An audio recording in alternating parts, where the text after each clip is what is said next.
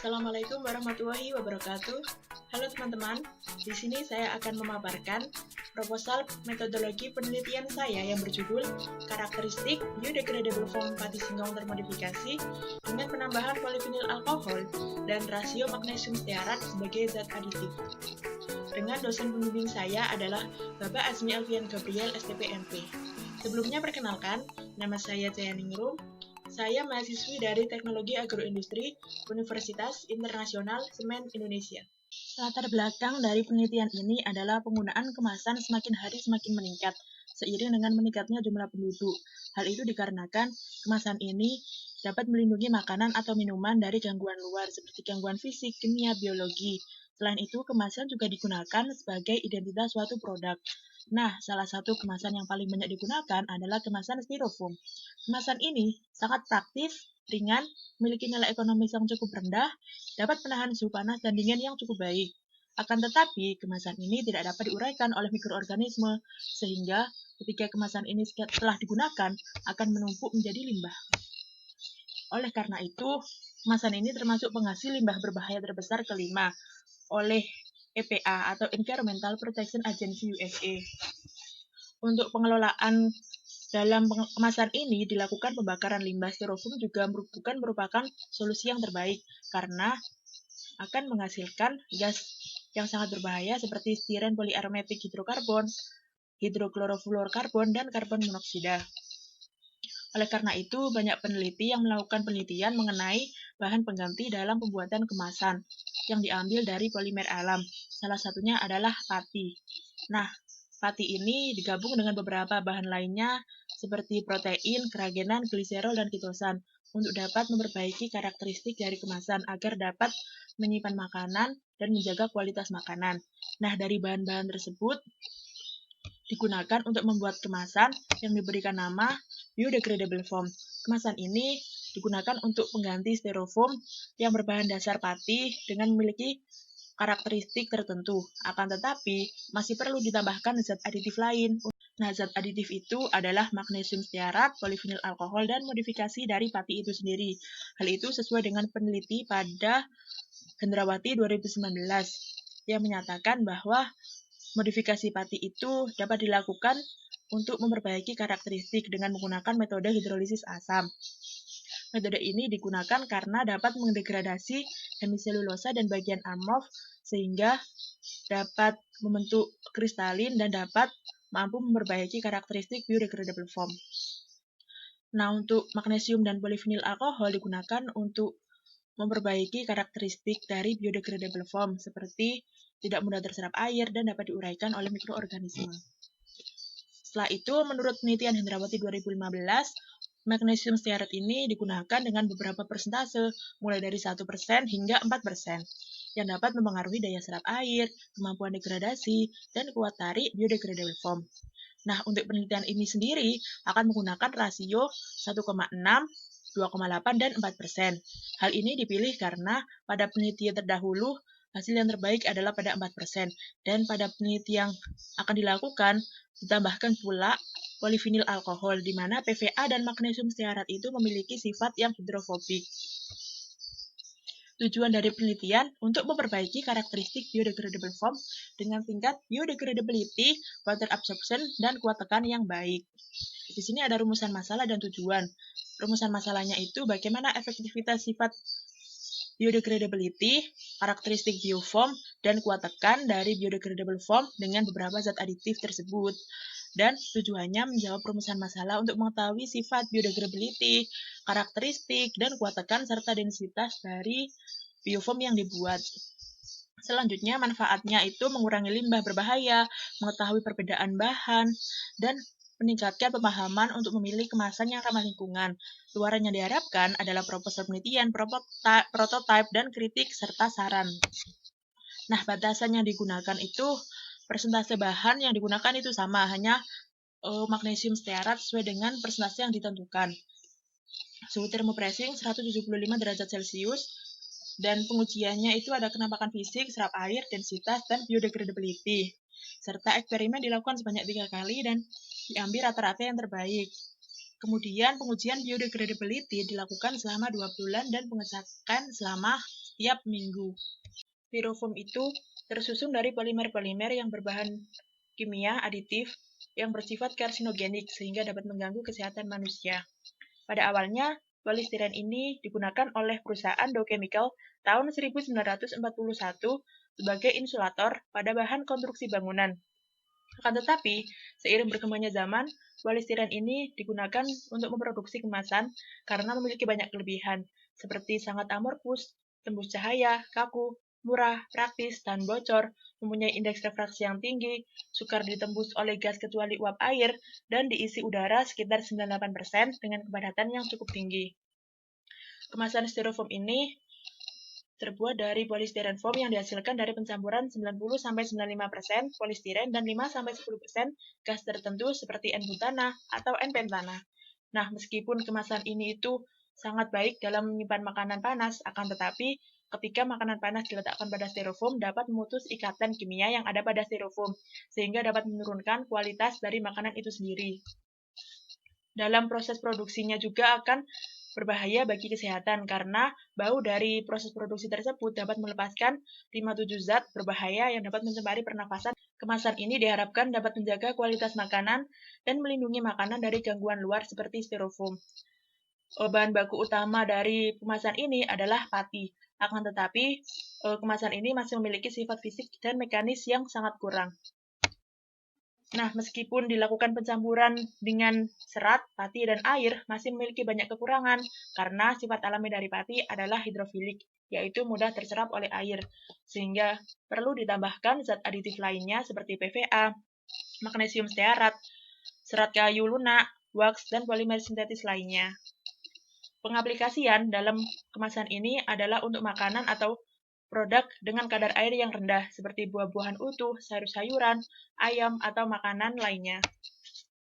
Penelitian ini digunakan untuk memproduksi kemasan biodegradable foam dengan teknologi dan metode yang telah berkembang. Karakterisasi itu sendiri dilakukan untuk mengetahui sifat karakteristik dari biodegradable foam. Karakterisasi ini dilakukan mulai dari persiapan bahan baku hingga produk jadi. Mulai dari bahan baku itu seperti pati, serat, protein, dilakukan penentuan kadar air, abu, protein, lemak, serat kasar, dan karbohidrat, serta dilakukan penentuan kadar amilosa dan amilopektin pada pati yang digunakan, sehingga akan mempengaruhi produk akhir. Nah, selanjutnya, pengujian dari biodegradable foam ini, yang pertama ada uji daya serap air. Sebelum dilakukan pengujian, kemasan ini dipotong dengan ukuran 2,5 x 5 cm untuk mempermudah pengujian. Pada pengujian uji daya serap air ini, kemasan tersebut dilakukan penimbangan awal dan penimbangan akhir. Nah, penimbangan akhir itu dilakukan setelah pencelupan kemasan ke dalam air selama 1 menit dan dilakukan pengelapan menggunakan tisu, sehingga diketahui persentase kekuatan dalam penyerapan air oleh kemasan ini. Selanjutnya adalah uji daya urai dalam tanah selama 14 hari. Pengujian ini itu dilakukan dengan memasukkan kemasan ke dalam tanah dengan tinggi 20 cm yang sudah ditaruh dalam pot. Setelah 14 hari dapat dilakukan penimbangan sehingga diketahui kehilangan berat ketika diuraikan oleh mikroorganisme pada tanah. Pengujian selanjutnya adalah menggunakan mesin penguji, yaitu uji kekuatan tarik yang dilakukan menggunakan standar ASTM D638-1991. Kedua sampel dilakukan pada penjepit, dimasukkan, kemudian ditarik hingga putus, dan kuat tariknya itu akan langsung terpampar pada layar komputer yang sudah tersambungkan pada alat tersebut. Seiring dengan perkembangannya zaman, teknologi semakin berkembang. Pada mulanya, pembuatan biodegradable foam ini menggunakan metode ekstrudat, yaitu dilakukan karena pati memiliki kemampuan untuk mengembang seperti metode puffing. Nah, bahan baku pati dengan kelembapan rendah sangat cocok pada metode ini. Metode ini juga dapat menghasilkan biodegradable foam dengan densitas yang rendah dalam beberapa detik saja. Thermopressing. Metode ini itu seperti pada pembuatan waffle dengan menggunakan suhu dan tekanan tertentu. Pada biodegradable foam ini masih memiliki sifat mekanis yang rendah dan serta memiliki sensitivitas yang sangat tinggi terhadap kelembapan. Microwave Assisted Molded. Proses ini itu meliputi pengembangan pati dalam bentuk pelet, kemudian digelembungkan dengan menggunakan microwave. Dilihat dari tabel di sini bahwa meskipun suhu gelatinisasi tapioka lebih rendah daripada jagung, akan tetapi daya pembekakannya itu lebih tinggi, sekitar 71 BU, sehingga akan mempermudah dalam membuatkan biodegradable foam. Ubi kayu itu mengandung amilopektin lebih tinggi, sekitar 83%. Nah, pemanfaatan ubi kayu ini merupakan komoditas terbesar ketiga yang paling banyak dimanfaatkan, yaitu di sektor pangan sekitar 58%, bahan industri 28%, dan lain-lain. Ada dua jenis ubi kayu dengan rasa manis dengan sianida kurang lebih 50 mg per kilogram, dan rasa pahit dengan sianida dapat mencapai 250 mg per kilogram. Nah, pati ubi kayu ini memiliki daerah yang bersifat amorf, berasal dari amilosa, dan percabangannya adalah amilopektin yang dapat membentuk kristalin. Modifikasi dilakukan untuk perubahan struktur molekul pati secara kimia ataupun secara fisik. Metodenya yang pertama adalah enzimatis. Nah, modifikasi enzimatis ini menggunakan enzim alfa amilase yang dapat menghasilkan pati dengan sifat pembekuan gel yang baik dan kekentalan yang lebih stabil. Di mana metode ini itu ditambahkan buffer fosfat dengan pH 6,9 dan enzim alfa amilase serta ditambahkan etanol 80%. Modifikasi dengan asam klorida yang menghasilkan pati lebih encer jika dilarutkan. Nah, metode ini itu memiliki pati dengan berat molekul yang lebih rendah. Modifikasi dengan ikatan silang dengan mereaksikan pati dengan bahan lainnya seperti epiklorohidrin di epoksida ataupun yang lainnya. Dengan penambahan sodium dihidroksida (POCl) dengan dilakukan penetralan dari asam klorida. Oksidasi pati ini ada dua jenis, yaitu hidrogen peroksida H2O2 dan oksidasi alkali hipoklorit yang melarutkan pati dengan serbuk pemutih. Magnesium stearat sendiri memiliki sifat yang halus, putih, berkilau, memiliki rasa yang khas, dan berminyak ketika dipegang, serta biasanya digunakan untuk pelicin. Magnesium stearat ini berfungsi untuk mencegah menempelnya biofoam yang ada pada cetakan. Selain itu, polyvinyl alkohol juga memiliki sifat yang mudah dalam dilakukan pembentukan film, larut air, mudah dalam pemrosesan, tidak beracun, dan digunakan untuk mempengaruhi karakteristik dari biodegradable foam sehingga semakin baik. Pada penelitian Irawan 2018 menyatakan bahwa hasil uji SEM dengan PVA memiliki rongga udara yang lebih kecil dibandingkan dengan un-PVA. Hendrawati 2015 dengan menggunakan 3 isolat protein, kacang tanah, kacang kedelai, dan putih telur, serta penambahan persentase magnesium stearat. Akan tetapi belum dilakukan penambahan secara fisik. Dan keterkaitannya adalah persentase magnesium stearat 1,6, 2,8, dan 4%. Hendrawati 2019 dengan menggunakan pati sagu yang dimodifikasi dan penambahan PVOH. Kan tetapi penyajian datanya kurang jelas karena hanya berubah diagram titik dan keterkaitannya adalah bahan pati yang dimodifikasi tahun 2018 dengan variabel perbandingan bonggol pisang, mahuli, dan ubi negara serta penambahan PVA sebanyak 10%. Akan tetapi, belum menunjukkan nilai dari densitas dan penjelasan mengenai kenambakan fisik. Keterkaitannya adalah penambahan zat aditif PVA, dan penelitian dilakukan sebanyak 3 kali. Rusliana tahun 2014 dengan pembuatan tepung dari limbah pertanian seperti sagu, kulit singkong, dan kulit pisang dengan variabel jumlah adonan, waktu proses, dan suhu yang digunakan. Akan tetapi, peneliti hanya menyajikan data secara kualitatif. Keterkaitannya adalah dengan menggunakan metode thermopressing. Paramita 2019 dengan penambahan PVA 15% dan magnesium stearat 15% dan variabel suhu serta lama waktu proses. Akan tetapi, data belum dilakukan pengujian kuatari dan keterkaitannya adalah penambahan zat aditif berupa PVA. Selanjutnya adalah metode penelitian. Di sini ada alat dan bahan sesuai dengan jurnal Hendrawati 2019, ada bahan utama dan ada juga bahan pendukung. Bahan utama itu ada pati tapioka dan bahan pendukungnya ada larutan kitosan, keragenan, gliserol, dan lain-lain. Selanjutnya menggunakan variabel polyvinyl alkohol dengan persentase magnesium stearat 1,6%, 2,8%, dan 4%, serta melakukan modifikasi pada pati. Selanjutnya, alat ini itu digunakan untuk ekstraksi pati, untuk pengambilan isolat protein, modifikasi pati, dan untuk pembuatan biodegradable foam, seperti gelas ukur, pengadu, oven, desikator, dan lain-lain. Nah, ada juga alat yang digunakan untuk pengujian, seperti vertical tensile tester, gravitimeter untuk densitas, pot atau wadah yang berisi tanah liat. Pati itu sendiri didapatkan dari singkong yang telah dihaluskan, kemudian direndam dengan menggunakan air dengan perbandingan 1 kg bahan dan 2 liter air. Setelah itu, dilakukan penyaringan untuk membuang ampasnya dan dilakukan pendiaman selama sekitar 1 jam atau pengendapan. Nah, air hasil ekstraksi itu dibuang, kemudian diperolehlah pati yang mengendap bagian bawah. Setelah itu dilakukan pengeringan menggunakan oven. Dari pati itu tadi akan dilakukan modifikasi dengan menggunakan metode hidrolisis asam alkohol. Nah, metodenya itu digunakan untuk peningkatan kekuatan gel dan kejernihan gel dari pati itu sendiri. Pati sebanyak 300 gram direndam pada 300 ml metanol dan ditambahkan 12 ml HCl 1M selama 60 jam pada suhu 25 derajat Celcius. Kemudian dinetralisasi dengan larutan NaHCO3 1M dan dilakukan pencucian dengan etanol, kemudian dikeringkan dan setelah kering dilakukan pengayakan menggunakan ayakan 40 mes. Kacang kedelai ini diambil sebanyak 500 gram, kemudian dilakukan perendaman untuk melunakkan kacang kedelai selama 6 jam. Setelah itu, kacang kedelai digiling dan ditambahkan dengan air dengan perbandingan 3:1.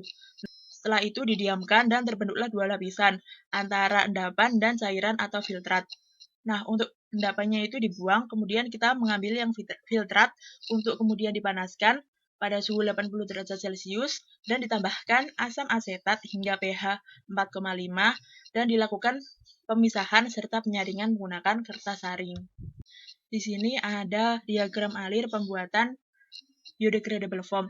Nah, sebelumnya itu dilakukan pelarutan kitosan sebanyak 10 gram kitosan dilarutkan ke dalam 1000 ml asam asetat. Setelah itu, pati singkong tadi dilarutkan dengan air dan ditambahkan bahan-bahan yang telah dibuat sebelumnya, seperti larutan kitosan, keragenan, gliserol, dan isolat protein kacang kedelai.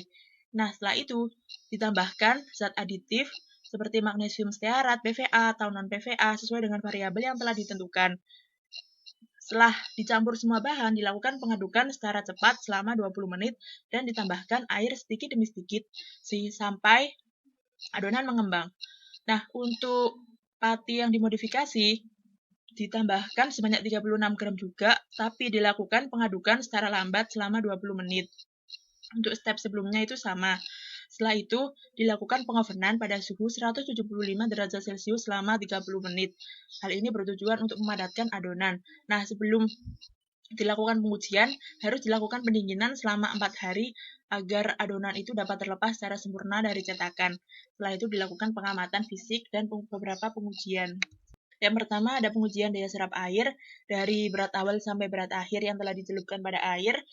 Dan ada juga uji kuat tarik dengan alat vertical tensile tester yang langsung terlihat hasilnya pada layar monitor. Dan ada pengujian densitas karena memang bentuk dari biodegradable foam ini tidak beraturan, maka menggunakan volume air, volume benda yang dimasukkan ke dalam air. Setelah itu dilakukan uji daya urai dengan menggunakan berat awal dan berat akhir yang telah dimasukkan ke dalam tanah setinggi 20 cm. Setelah didapatkan beberapa data ini, pengujiannya dilakukan sebanyak 3 kali dan diambil rata-rata. Kemudian untuk pengolahan datanya itu menggunakan SPSS dan metode one-way ANOVA untuk mengetahui pengaruh dari beberapa variabel yang telah ditentukan. Nah, jika P itu kurang dari 0,05, maka perlakuan yang diberikan berpengaruh secara nyata. Apabila lebih, perlakuan yang diberikan tidak terlalu berpengaruh. Sekian presentasi dari saya. Apabila ada salah kata, saya mohon maaf. Wassalamualaikum warahmatullahi wabarakatuh.